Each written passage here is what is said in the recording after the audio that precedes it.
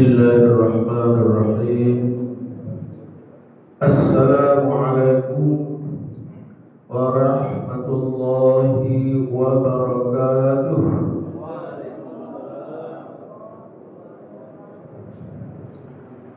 Alhamdulillahilladzi khalaqal insana fi ahsani taqwim, thumma radadnahu asfala safilin, illal ladzina amanu wa 'amilus shalihati falahum ajrun ghairu mamnun.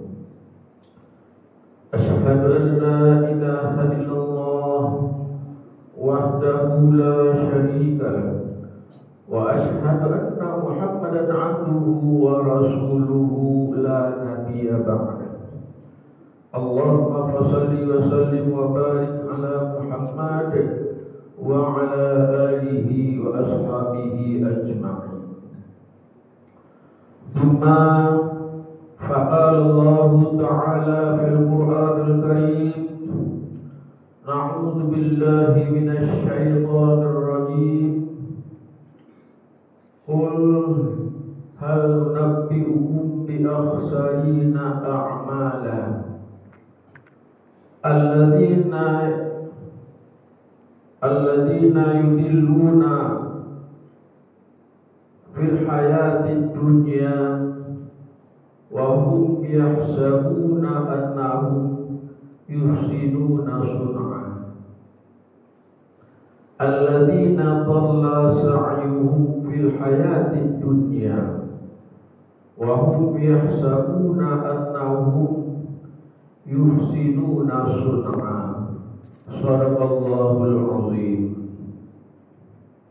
Bapak-bapak dan ibu jemaah subuh Masjid As-Sakinah yang dirahmati Allah, pertama-tama marilah kita sama-sama bersyukur kepada Allah dengan mengucapkan Alhamdulillahirabbil alamin, karena sampai saat ini kita masih diberi rahmat dan nikmat-Nya. Di antara rahmat dan nikmat-Nya yang masih kita rasakan sampai saat ini adalah rahmat kesehatan, kesempatan, dan rahmat keimanan. Dengan rahmat itulah kita masih mampu menggerakkan hati kita. Kita masih mampu menggerakkan, melangkahkan kaki dan mengayunkan tangan kita untuk datang ke rumah Allah dalam rangka memenuhi panggilannya. Selanjutnya selawat beriring salam tidak lupa pula kita sampaikan kepada junjungan kita Nabi besar Muhammad sallallahu alaihi wasallam. Allahumma shalli ala Muhammad wa ala ali Muhammad. Bapak-bapak dan ibu yang dirahmati Allah, di dalam surat Al-Kahfi ayat 103 dan 104 Allah berfirman,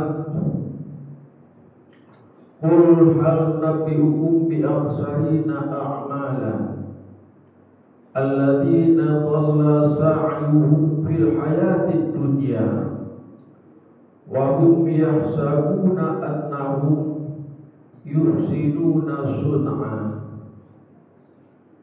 Katakanlah wahai Muhammad, maukah kami kabarkan kepada kalian tentang orang-orang yang merugi perbuatannya, yaitu orang-orang yang telah sia-sia amalnya di waktu hidup di dunia, sedangkan mereka mengira bahwasanya mereka telah berbuat sebaik-baiknya. Bapak-bapak dan ibu yang dirahmati Allah, banyak orang yang beribadah namun ia tidak mendapatkan manfaat apa-apa dari ibadahnya. Inilah orang-orang yang merugi. Tapi ada yang lebih merugi daripada itu, yaitu mereka tidak mendapatkan manfaat apa-apa dari ibadahnya, tetapi ia tidak menyadarinya. Inilah yang sangat kita khawatirkan. Kita sudah beribadah sebanyak-banyaknya, sudah melakukan ibadah wajib, bahkan sudah melakukan ibadah-ibadah sunat. Tapi semua ibadah-ibadah yang kita kerjakan tidak ada nilainya di sisi Allah Subhanahu wa Ta'ala. Di dalam Al-Quran, manusia itu terbagi kepada dua golongan. Yang pertama, ulaika humul khasirun, yaitu mereka itulah orang-orang yang merugi. Yang kedua, ulaika humul muflihun, mereka itulah orang-orang yang beruntung. Dalam kesempatan ini, Bapak-bapak dan Ibu, kita akan mencoba menguraikan tentang orang-orang yang beruntung. Di dalam Al-Quran surat Al-Baqarah ayat 5 Allah berfirman, ulaika ala hudan min rabbihim wa ulaika humul muflihun. Mereka-mereka yang mendapat hidayah dari Tuhan mereka, mereka itulah orang-orang yang beruntung. Jadi salah satu orang-orang yang mendapat keberuntungan adalah orang-orang yang mendapat hidayah dari Allah Subhanahu wa Ta'ala. Kita sering mendengar kata-kata hidayah. Apa arti hidayah? Arti di dalam bahasa hidayah itu adalah petunjuk.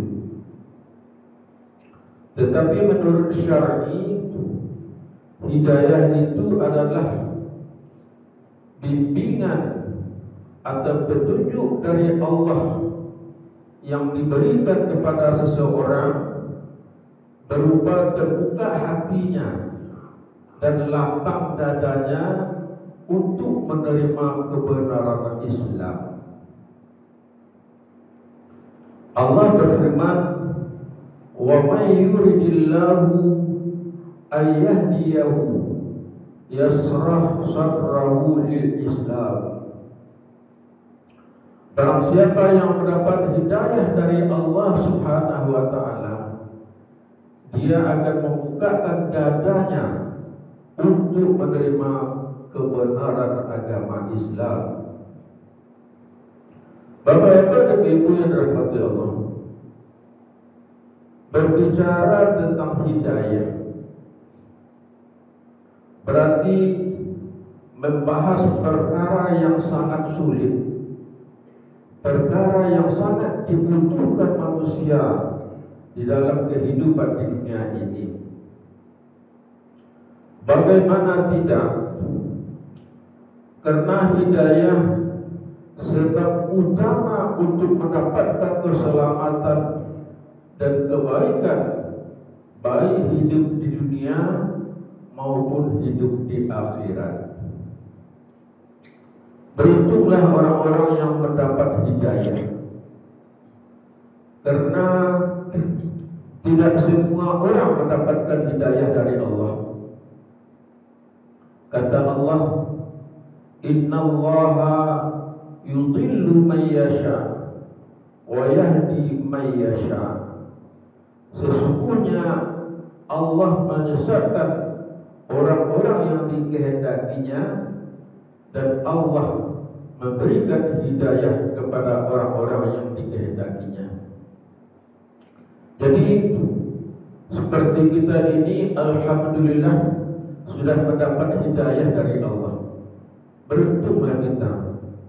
Ya, ini harus kita pertahankan. Bagi orang-orang yang selalu bergaul dengan orang-orang yang mendapat hidayah,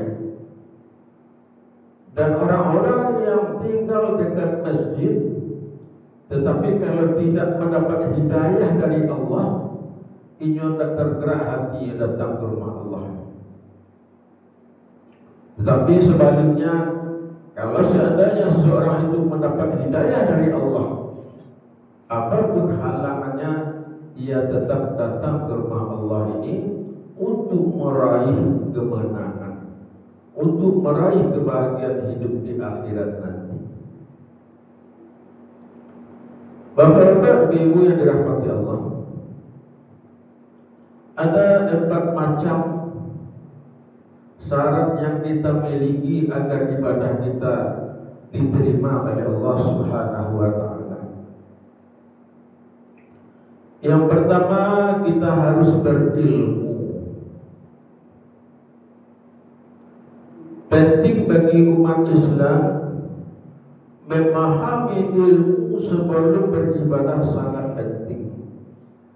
Karena agar ibadah kita itu sesuai dengan syariat Allah dan sunnah Rasulullah Sallallahu Alaihi Wasallam. Tetapi kalau kita beribadah tanpa ilmu, inilah ibadah yang sia-sia, kata Allah. Kita sudah beribadah sebanyak-banyaknya, tetapi tidak ada nilainya di sisi Allah Subhanahu wa taala. Orang yang beribadah tanpa ilmu bagaikan sayur tanpa garam. Bapak-bapak, ibu dalam hati Allah, sayur atau gulai tanpa garam, kita bisa membayangkan. Kalau sayur atau garam atau gulai tanpa garam, pastilah rasanya hambar atau tidak enak. Sekalipun gulainya gulai kambing, tetapi kalau tidak pakai garam pasti tidak enak. Alhasil gulai tersebut menjadi mubazir, kan gitu.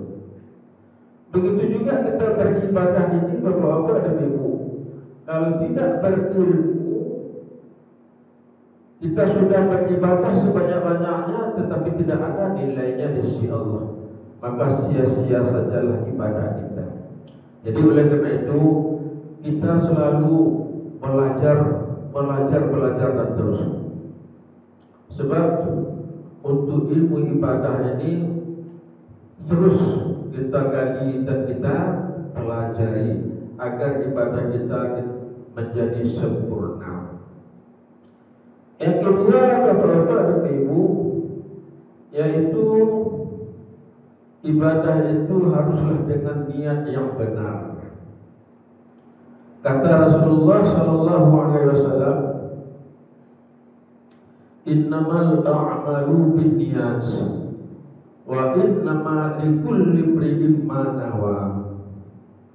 Setiap amal itu tergantung dengan niat, dan balasannya tergantung dengan apa yang diniatkan. Jadi intinya, Bapak-bapak dan Ibu, niat ibadah itu diterima atau tidak diterimanya tergantung dengan apa niat kita. Kalau niat kita lillahi ta'ala, tentu Allah yang akan membalasnya. Tetapi kalau niat kita karena orang lain, tentu itulah yang akan kita dapati.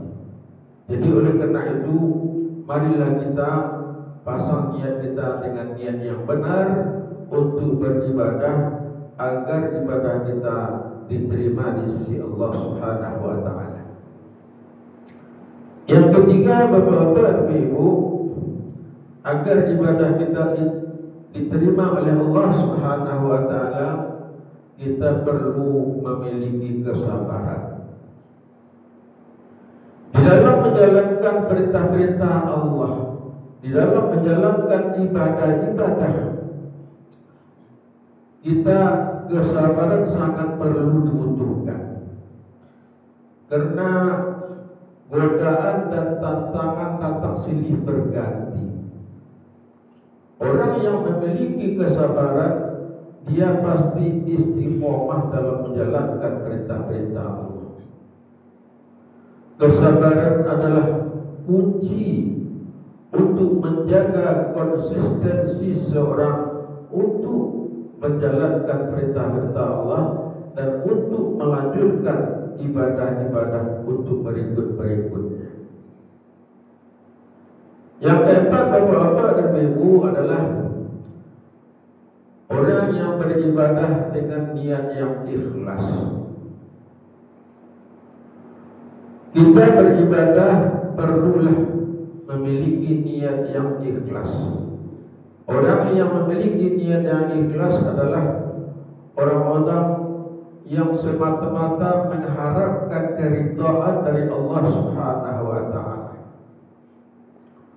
Orang-orang yang memiliki niat yang ikhlas, ibadahnya bermakna di sisi Allah Subhanahu wa Ta'ala.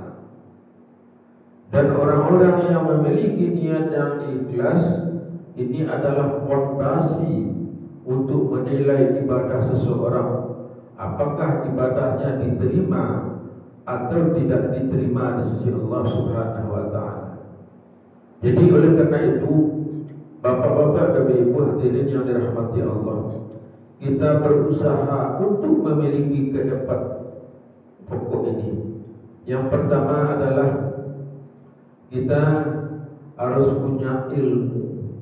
Yang kedua, kita harus mempunyai niat yang benar.